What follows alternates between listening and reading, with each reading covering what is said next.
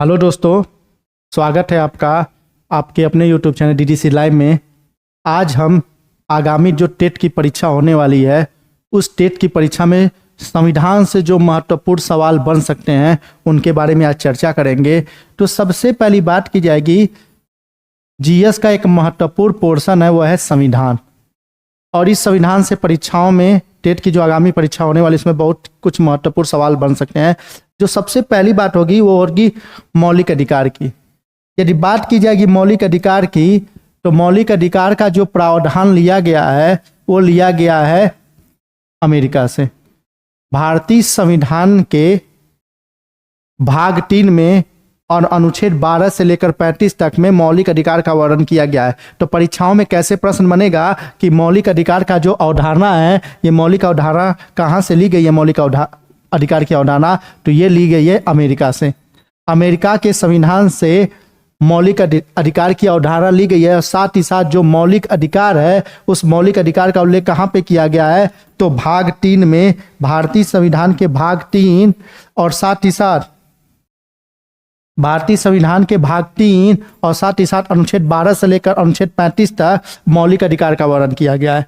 यदि परीक्षा में आपसे पूछा जाएगा कि मौलिक अधिकार का वर्णन कहाँ पे किया गया है, तो भाग 3 में और साथ ही साथ अनुच्छेद के आधार पर पूछा जाएगा तो 12 से लेकर 35 तक।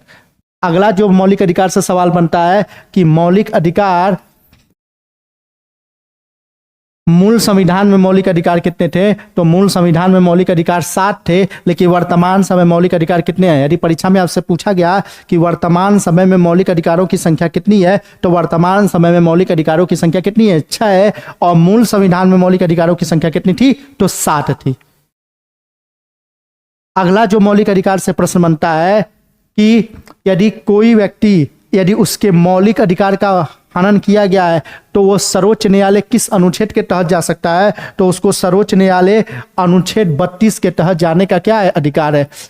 अगला जो सवाल बनता है मौलिक अधिकार से, यदि किसी भी व्यक्ति के, यदि आप मौलिक अधिकार का हनन करेंगे तो उसको भारतीय संविधान के किस अनुच्छेद के तहत सर्वोच्च न्यायालय सुप्रीम कोर्ट जाने का अधिकार है? तो अनुच्छेद 32 के तहत। साथ ही साथ यदि बात की जाएगी उसको हाईकोर्ट जाने का अधिकार किस अनुच्छेद के तहत है, तो उसको हाईकोर्ट जाने का अधिकार किसके तहत है? अनुच्छेद 226 के तहत। यदि आपकी परीक्षा में यदि आपसे पूछा जाता है कि किसी व्यक्ति के मौलिक अधिकार का हनन होता है तो कहाँ कहाँ जा सकता है, तो उसको दोनों जगह जाने का अधिकार है। वो सर्वोच्च न्यायालय भी जा सकता है और साथ ही साथ हाईकोर्ट, उच्च न्यायालय भी जा सकता है, लेकिन वो सर्वोच्च न्यायालय जाएगा तो अनुच्छेद 32 के तहत जाएगा और साथ ही साथ उच्च न्यायालय जाएगा तो अनुच्छेद 226 के तहत जाएगा।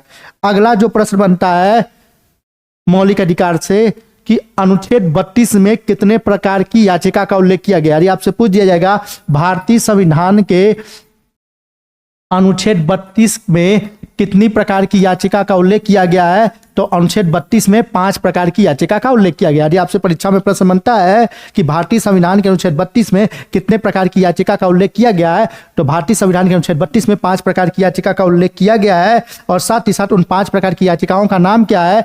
पहली याचिका का नाम है बंदी प्रत्यक्षीकरण, दूसरी याचिका का नाम है परमादेश, तीसरी याचिका का नाम है उत्प्रेक्षण, चौथी याचिका का नाम है प्रतिषेध और साथ ही साथ 5वीं याचिका का जो नाम है वो याचिका का नाम है अधिकार परीक्षा। मतलब बात की जाएगी भारतीय संविधान के अनुच्छेद 32 में यही 5 प्रकार की याचिका है। साथ ही साथ अनुच्छेद 32 के साथ साथ ही अनुच्छेद 226 जो उच्च न्यायालय जाया जाता है जिस अनुच्छेद के तहत, उसमें भी यही 5 प्रकार की याचिका का क्या किया गया? उल्लेख किया गया। जैसा सवाल वैसा जवाब। अनुच्छेद 226 में भी 5 प्रकार की याचिका, साथ ही साथ अनुच्छेद 32 में भी कितने प्रकार की याचिका है? 5 प्रकार की याचिका है। बात की जाएगी मौलिक कर्तव्य की। मौलिक कर्तव्य से भी टेट की परीक्षाओं में बहुत से सवाल बनते हैं। यदि बात की जाएगी मौलिक कर्तव्य की, तो मौलिक कर्तव्य से भी आगामी जो टेट की परीक्षाएं हैं, यदि आप प्रीवियस ईयर का क्वेश्चन सॉल्व करेंगे तो उसमें मौलिक अधिकार के साथ साथ मौलिक कर्तव्य से भी आपको सवाल बनेंगे। मौलिक कर्तव्य की बात की जाएगी तो मौलिक कर्तव्य आपका मूल संविधान में नहीं था।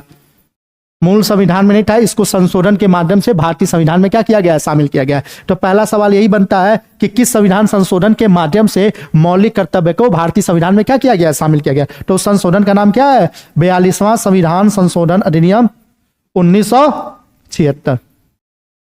1976 भारतीय संविधान में 42वां संविधान संशोधन अधिनियम 1976 के माध्यम से भारतीय संविधान में एक नया प्रावधान जोड़ा गया और उसी को हम कहते हैं भाग 4A। और इसी में अनुच्छेद जोड़ा गया, उस अनुच्छेद को कहते हैं अनुच्छेद 51A। यदि आपसे पूछा जाए कि मौलिक कर्तव्य का उल्लेख भारतीय संविधान के किस भाग में है तो भाग 4A बताएंगे। किस अनुच्छेद में पूछा जाएगा तो अनुच्छेद 51A में बताएंगे। और इस संविधान संशोधन के माध्यम से भारतीय संविधान के अनुच्छेद 51 में टोटल कितने बात जोड़ी गई? 10 बातें जोड़ी गई थी। कितनी बातें जोड़ी गई थी? 10 बातों को, 10 मौलिक कर्तव्य को क्या किया गया था? जोड़ा गया था। किस समिति की अनुशंसा पर? अगला सवाल मौलिक कर्तव्य से यह बनता है कि मौलिक कर्तव्य किस समिति की अनुशंसा पर जोड़ा गया था? तो उस समिति का नाम है सरदार स्वर्ण सिंह समिति। सरदार स्वर्ण सिंह समिति।